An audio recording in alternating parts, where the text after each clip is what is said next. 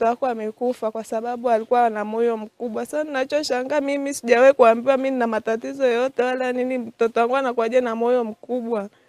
Kwa kweli mimi yule sio mtoto wangu. Neema Kilugala, mkazi wa kata Daraja Mbili jijini Arusha, alijifungua mtoto wa kike katika hospitali ya rufaa ya mkoa wa Arusha Mount Meru mnamo Machi 24, 2025, na baada ya kujifungua alionyeshwa mtoto wake akiwa mzima na muuguzi aliyemhudumia.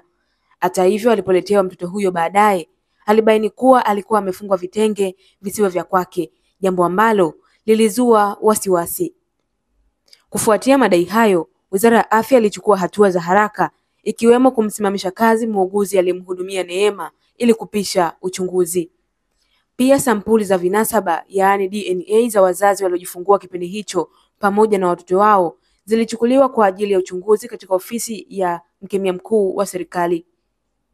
Neema alieleza kuwa alijifungua mtoto mwenye uzito wa kilogramu 3.1, lakini mtoto aliyeletwa baadaye alikuwa na uzito wa kilogramu 2.285, mweusi na alikuwa na matatizo ya moyo. Pia alidai kuwa mtoto wake alikuwa na alama mikononi kama za kwake.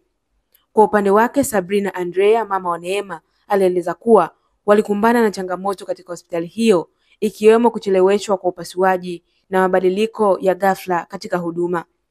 Wizara ya Afya imesisitiza kuwa uchunguzi wa kina utafanyika na mara utakapokamilika, taarifa rasmi zitatolewa na hatua stahiki zitachukuliwa. Kwa sasa familia ya Neema inasubiri matokeo ya uchunguzi wa vinasaba ili kubaini ukweli kuhusu mtoto aliyejifungua na hatua zaidi za kisheria zitakapochukuliwa. Ili kupata mwendelezo wa habari hii, endelea kuifuatilia Wanawake Media, kimbilio la wanawake. Tunapatikana katika kurasa zote za mitandao ya kijamii. Jina langu Anna Albert.